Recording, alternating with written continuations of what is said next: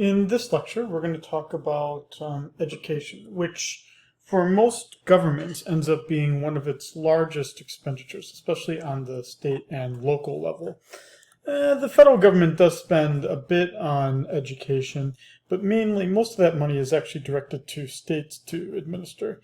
The federal government, in terms of education, really is only involved with, I guess, the service academies, Native American population, and then there is Gallaudet, the School for the Blind and Deaf in Washington, D.C. So, as I just said, education is typically the largest expenditure for most state and local governments. And the problem that we have in the United States is kind of highlighted by the second two bullet points, which is that the United States isn't performing well on things like standardized test scores. Yet, the cause of the problem isn't just that we're not spending enough. I mean, we're actually spending quite a bit. So what's the issue here, right? And we've taught, and then within states, they talk about various different other options basically to kind of deal with this, right? That maybe we could complain about, teachers unions. Maybe we could complain about, that there are these standardized test scores and that we have to kind of teach to the test, a la the No Child Left Behind Act. Or we could just say, maybe part of the problem is, even just outside the school system, right? Maybe it's a host of other things like, poor healthcare outcomes, poor family situation, all feeding into poor educational outcomes. If we look at the numbers here, and these are from 2018, we're spending a lot. And we're not seeing the results. Everyone on here is beating us, and we are beating everyone in terms of spending. So it's not just an issue of we need to spend more. And that's unfortunate because for the most part, public officials are willing to find the money if they can, if they think it's going to generate a better result. But in this case, it actually involves probably a little bit deeper thinking and research as to why we're not having children perform as well as they should. Generally speaking, government is involved in, in education because of the positive externalities that exist, meaning that we as a society as a whole benefit greatly from this public investment, and that people, individuals, wouldn't invest enough in education if we left it up to them. So the consequence of that is that the government needs to get involved and needs to provide some degree of subsidization of it. Now, with that said, it's not entirely clear who should do the providing. Should it be at the state level? Should it be at the federal level? What level of education would do this? Additionally, on top of that would be this issue of who would we want to be eligible for it? And so this gets into the citizenship issue, where the citizenship issue is just highlighting the fact that, if there are these great public benefits to education, should it matter whether the person is a citizen or not? Shouldn't we be trying to make everyone more productive as employees so that, right, even if they end up working and they're, let's say, illegal workers, it doesn't stop the externalities from still being present and being something that we should provide for. In terms of what choices people have here, we find that what we find is that for the most part, um, the requirements that people attend a minimal amount of education is determined at the state level. And then on top of that, what we see is that localities can are given some kind of flexibility in how they want to design things, meaning that the state might say you have to go to school 180 days, but the school district, which is generally where the decisions are made at, could decide how those 180 days are distributed across the year. As well, let's keep in mind that we're talking about all from K all the way till the end of education here for the most part. Is that states are obviously involved in higher education, right? Like our class here, right? We're a state institution. So obviously there's some subsidization going on there. But for the most part, the bulk of the subsidization to the point of complete subsidization is occurring at the K through 12 level. And then we have debates open about should it cover preschool, should it cover community college, where should that subsidy begin and end? And what we also see as another reason why the government tends to get involved in education, especially in higher education, is that we may find that the people who need education the most in order to advance, that they might come from poor families that have the least access to education.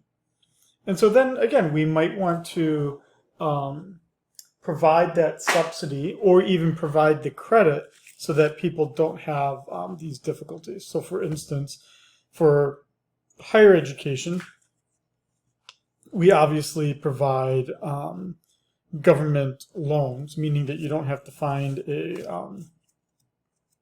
cosigner for a loan, even if you have horrible credit, because in essence, the government will be your cosigner on your loan.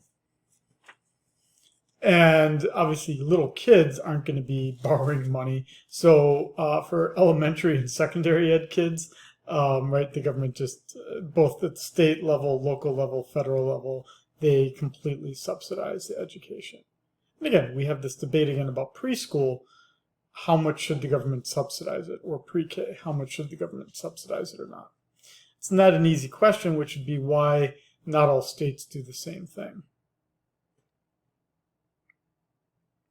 And so what we see here then is that by the government being involved in education, there's a bit of a redistribution occurring where the government is able to subsidize the education of lower income children so that they get more education than their family would have otherwise purchased for them, which gets a little bit more equality to what higher income families would provide for their children.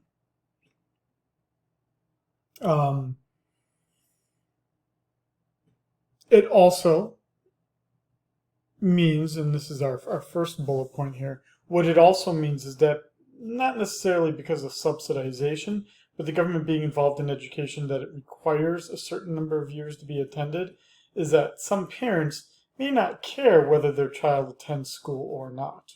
And so if they don't care, then, you know, the only way we can make a parent care is by perhaps making it illegal. And so it's actually pretty amazing here if you look at this. I'm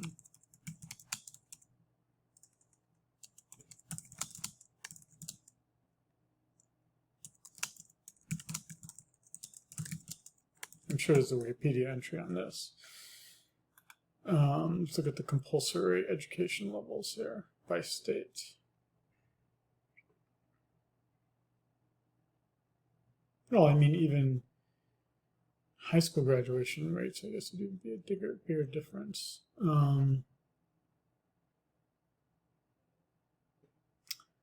Let's see.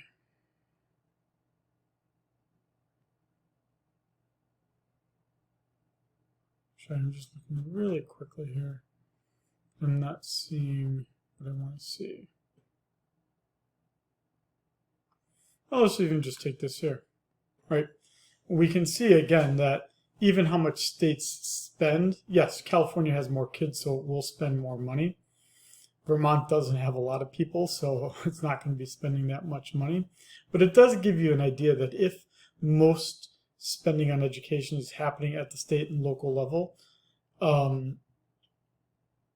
each state faces a very different level of task.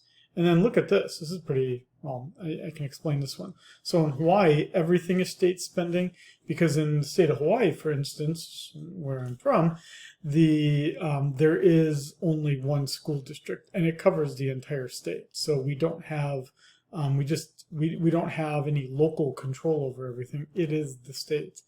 So everything here is determined at the state level.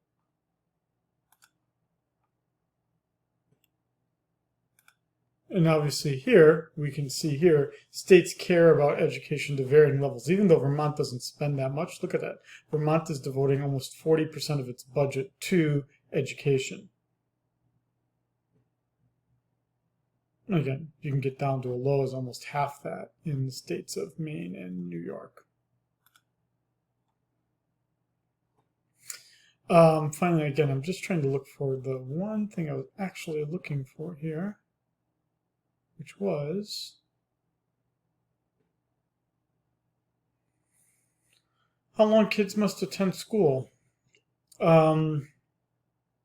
This is me going off my memory without being able to find this rather quickly. Oh yeah, here we go. Well, let's just go with this. Varies by state, and it's from 14 to 18 years old. Let's just go with that. So between 14 and 18 years old, kids are required to go to school. But then at a certain point, they can either drop out, be homeschooled, which can sometimes mean that they're not actually schooled at all, or they can attend like an online school where, again, they might be educated, but they might not. And in education as well, we see different states have a varying level of private competition. And so this private competition, which is typically unsubsidized and thus more expensive, with only richer parents able to send their kids to these schools,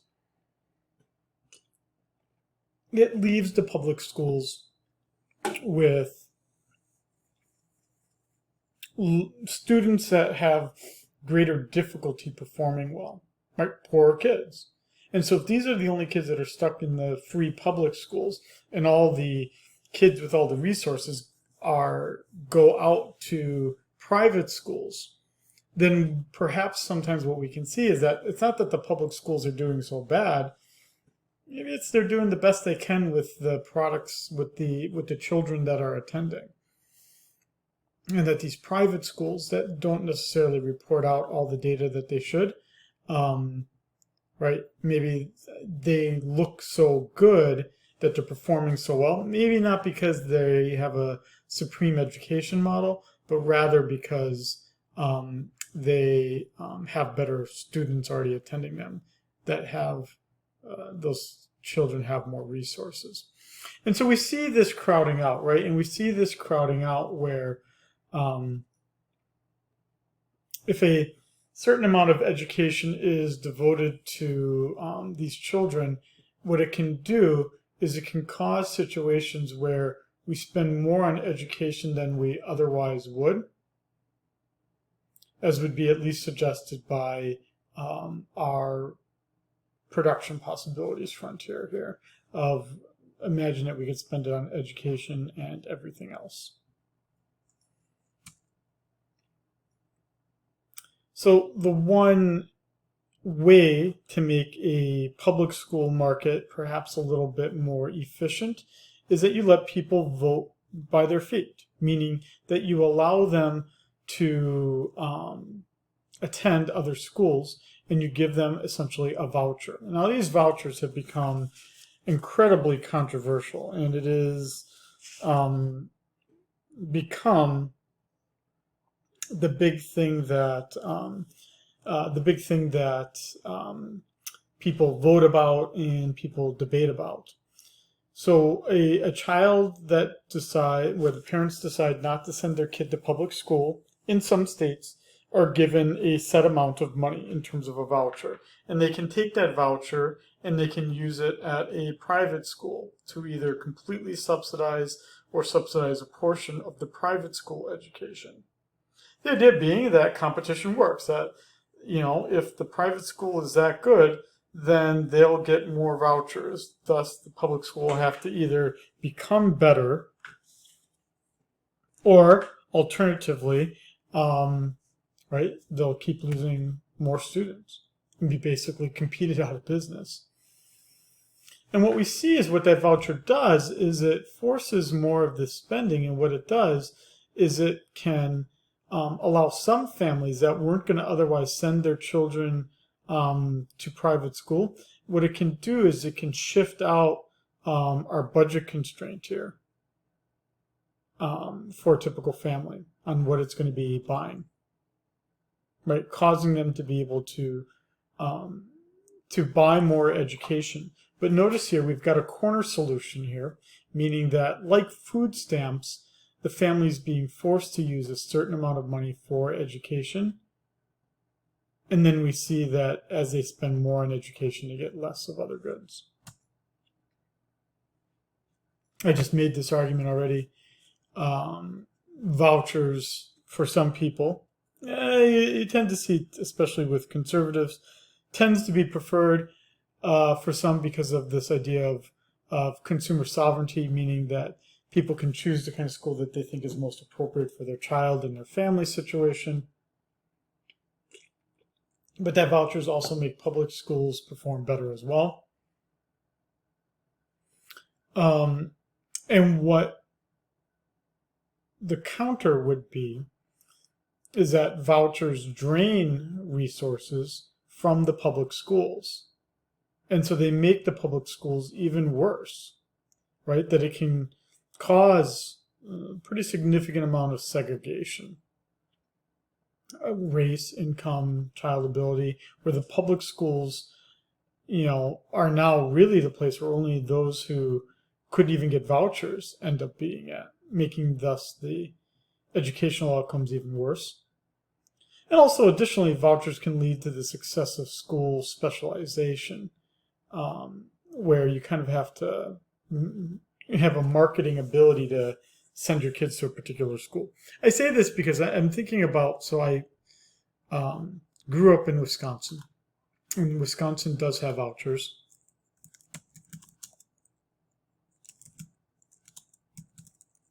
And my sister sends my niece and nephew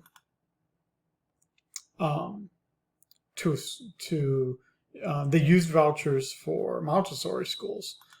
But then what the public school district then did as a response to this is that they had to create these high schools. And you can see this here, right? Like, look at this. So they've got these high schools here, but then they sponsor, they're part of these charter schools.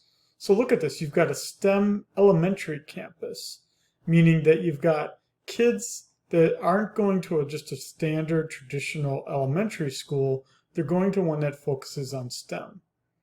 Or you have people not just going to a general high school, but you have them either deciding to learn online, learn about the health professions, learn about engineering, right? And so you can see these kinds of differences emerge, the specialization that emerges, which you might not think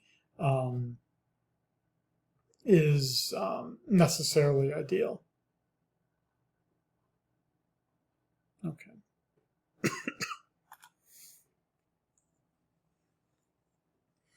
And again, the other problem with vouchers is that it presumes that the schools, that it does create this competitive market, but we might not think that it does. And the reason why is because it really only makes sense in many places, especially where there's not that many children that live, that there would be only one provider of the good, that there would be a natural monopoly, like we would see with many utilities like water and electricity or natural gas. And vouchers aren't going to change that. Private schools aren't going to make a natural monopoly any more competitive. It's just going to make it more expensive, make it more inefficient. The other problem with this as well, and this one I can share even just my personal experience with this, public schools have a mandate, and that mandate is to provide education to all children, regardless of other disabilities, which would be why we create accommodations for children that have physical, mental needs that need accommodating. And that because the schools, public schools only, have to provide this accommodation, that schools spend quite a bit of money accommodating these individuals that need the accommodating, right? For instance, providing like a person that can be by your wheelchair to help you go up a ramp or something, or let's say you have ADHD that can help you focus while you're taking classes. In the case of my child, my middle child was born deaf.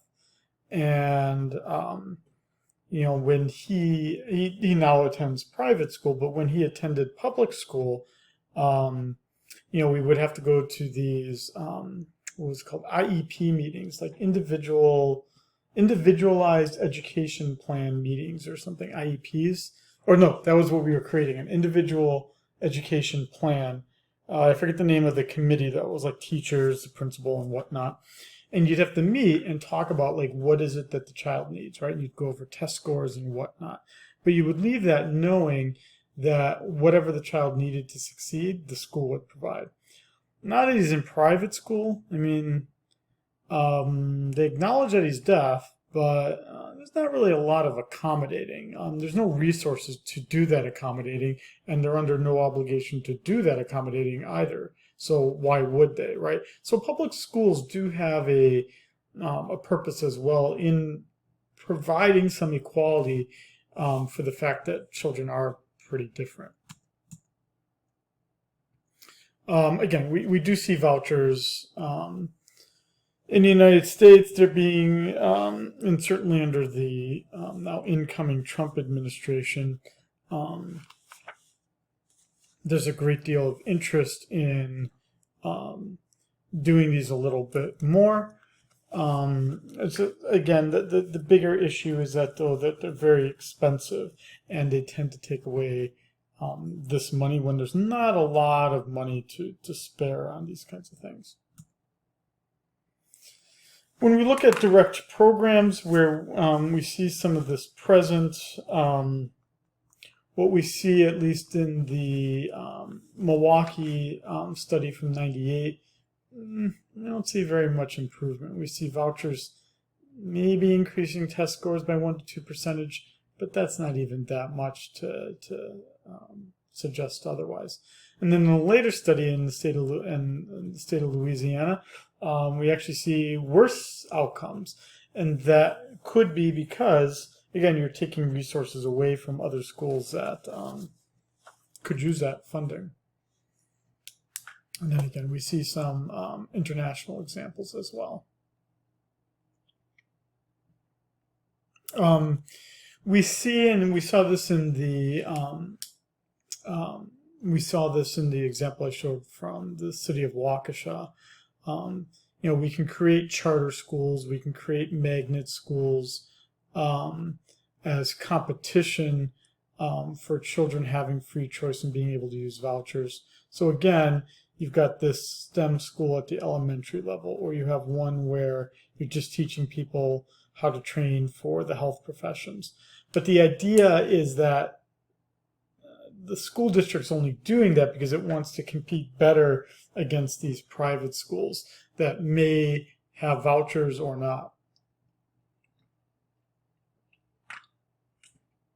The biggest change to schooling as a whole occurred in 2001 with the No Child Left Behind Act passed during the Bush administration. And what that did is it requires that states have standardized testing at a prescribed time, and that the school is essentially held accountable to improving test scores. So we can look at this by state. And so we can look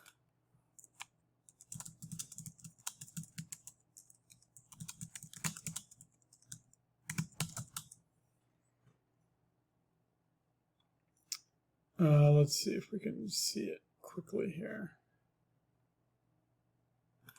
Well, we can, okay, so it would be every year between grades 3 to 8, and then once sometime between grades 10 and 12.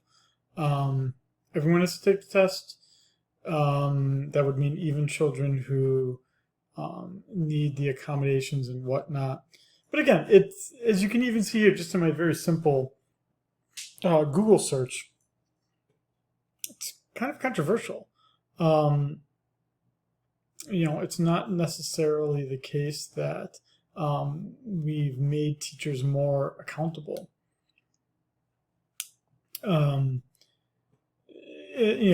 No Child Left Behind Act, in some sense, was, designed with this accountability in mind, that maybe parents would be, or maybe teachers would, quote unquote, do their job better if they were going to be punished as a school district or even as a teacher when their school district, when the kids didn't perform as well.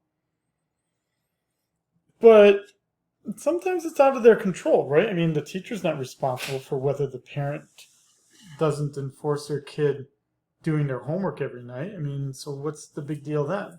And certainly under COVID, where everyone's receipt of education was hampered, I think all of the requirements of the No Child Left Behind Act were basically suspended during COVID. And again, you get this issue, and we saw this in that Reddit kind of result from the Wikipedia or from the Google search, is that, I admittedly, I was not, I graduated from high school in 1995, long before No Child Left Behind was passed. But from what I'm told from others, and maybe this would be your experience as well, is that what it can do is it can encourage teachers then to teach to the test, meaning just to improve your test score, rather than,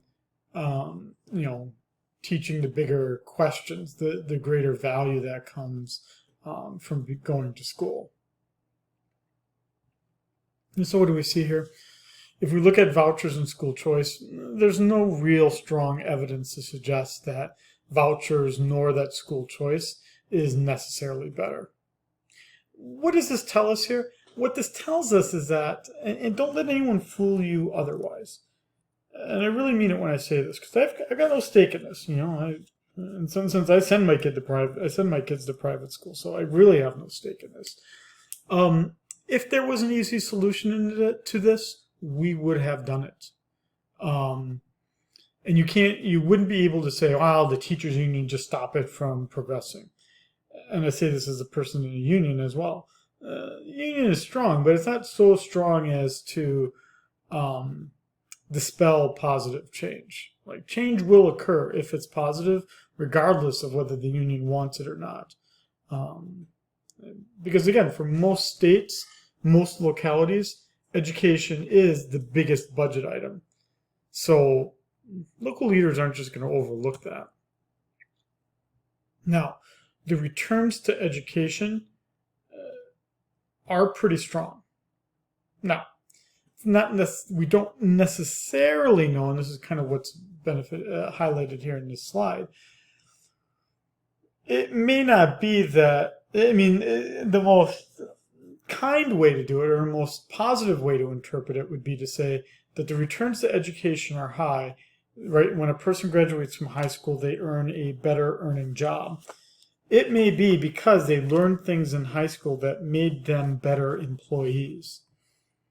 But it may also be that they didn't learn anything at all. They just had a really good situation at home, and that was the thing that led them to getting the, that support, that love from their family, led them to getting the good job that they did.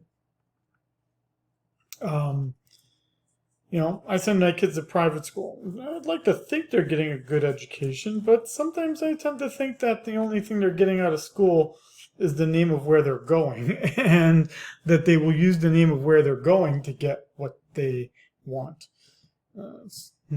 Says the person who graduated from Notre Dame. So, yeah, I mean, it's, as an educator, I'd like to think that it's what I'm teaching you, even for right now, for instance, that gets you the better job. But I'm not entirely clear that that's always the case.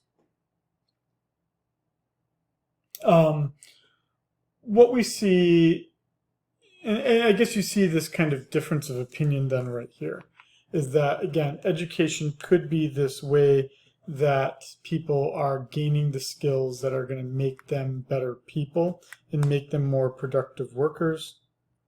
But the other way to read that would be is that all we're really seeing is a bunch of screening going on, meaning that because kids go to a certain private school, it might be a quick way to figure out that an individual is a particular kind of person, and that leads them to getting hired or not.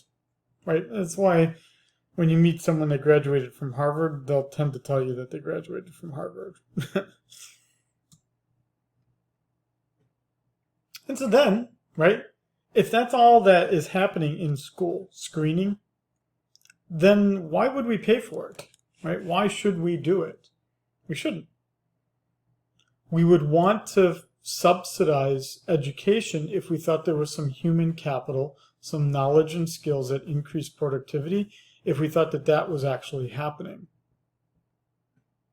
So, and I say this with a huge asterisk, but I don't think, and I work in state higher education. Reading this, I don't think that there's anything wrong with asking me as a faculty member, what do I teach in the classroom? Because the idea would be, if I'm not giving you human capital, then maybe you shouldn't subsidize me, right? And as expensive as you think your tuition is, it's still being subsidized by the state to the tune of about 50%. Right? If all it's doing is screening, then people should just be paying for that themselves, right? That if they've got more money, you go to the big, the main campus, right? You go to the what we in academia call the flagship campus. So here in Hawaii, that would be University of Hawaii, Manoa. We have other campuses and other schools.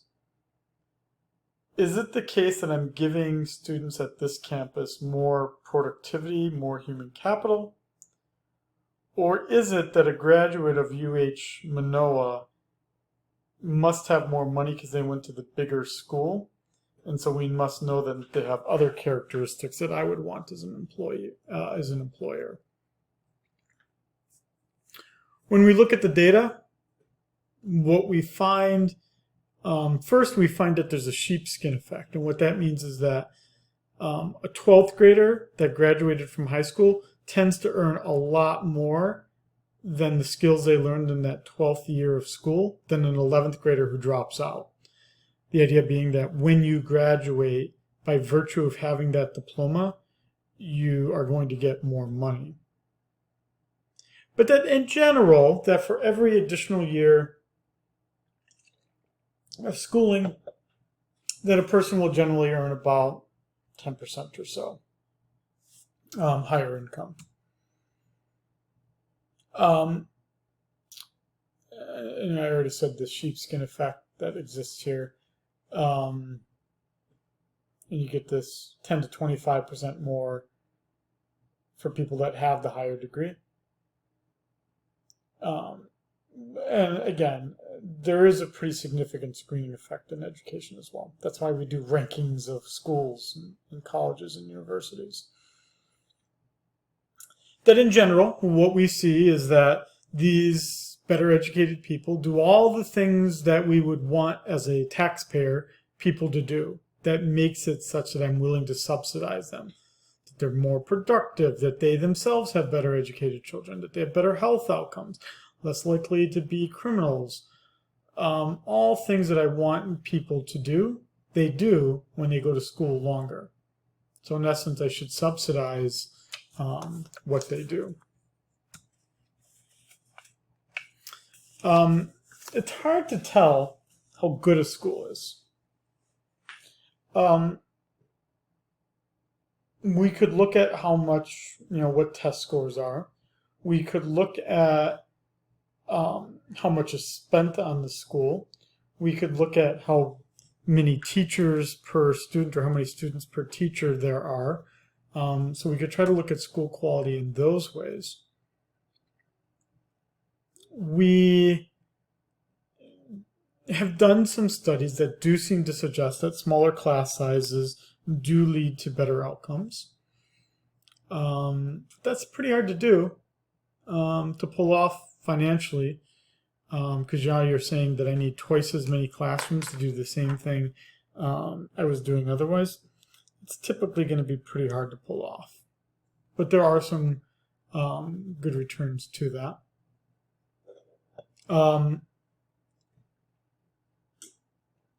But then you see some states that spend a lot of money, like the state of California, that paid the lower class sizes, and they have pretty strong teachers' unions, so they probably were in favor of this too. But the problem is that if you need twice as many classrooms, it means you need twice as many buildings, you need twice as many teachers. And that's part of what this study found, is that class sizes became smaller, and there would have been some positive benefits to that, but teachers themselves were less qualified because I, as a school district, had to lower my standards because I had all these classrooms that I needed to staff. And in general, again, what we see is that, especially in higher education, obviously where I'm located, we spend a lot, the federal government has a pretty big role in higher education. And we do have pretty much the best higher education system in the world.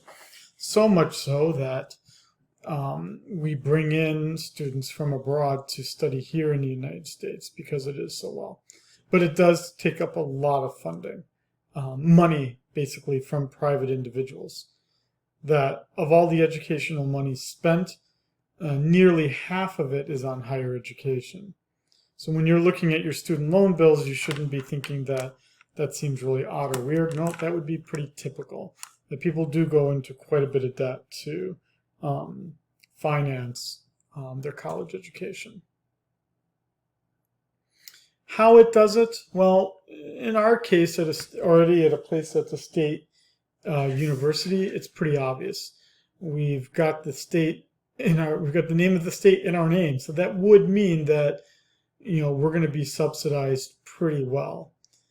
The federal government does get involved as well. It provides, for instance, Pell Grants. These would be specifically to low-income individuals. And as many of you know, too, that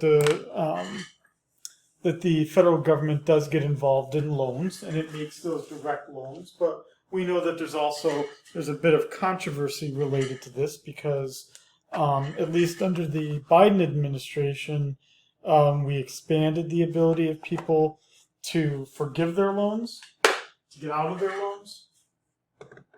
Now we see that is likely going to be restricted or curtailed under the Trump administration. Doesn't mean Biden was right, doesn't mean that Trump is right. It really just highlights, though, this fact that there's a lot of uncertainty about the private versus public benefits to financing higher education. I mean, it doesn't, unlike some of my colleagues who think that, one politician, let's say Trump and or Biden, is the enemy and they must be resisted at all levels, I tend to be more charitable towards both of them. And I don't think there's any clear evidence to suggest that one is necessarily better to the other. So the only suggestion I would make to both of them, if they were both sitting here in our classroom, would be don't speak so confidently that we know the best way to handle, for instance, student loans. Should they be forgiven? Well, then you're suggesting that there's these significant externalities that come from higher education and that you're certain that it's providing these better skills. We don't have any evidence to suggest that. And then if you're Trump and you believe that student loans should be paid back for by the individuals, no exceptions, then you're saying that there are private benefits that come from education, and that education also does provide a fair amount of screening, so people should pay for it themselves. Again, evidence doesn't suggest that that's necessarily true or not. So don't talk so confidently about it. But I suspect that politicians don't get where they are talking less confidently. But you can see here again, even in terms of higher education, the state and the local government provide the bulk of it. Again, federal government, even for higher education, is only involved in a few small instances. Native Americans. I actually should have said that too. Education on at military bases as well. Okay. Yeah. So really, what does this highlight chapter? What is this chapter highlighting for us here? It really is highlighting the fact that education is a public good. It's just not entirely certain. It's not entirely clear to us how much of a public good it is. And that's important for us to determine, because once we know how much or how little of it is a public good, then we would know the proper way to subsidize it. And then in turn, we can figure out how to actually carry out the educating once we've figured out how to pay for it.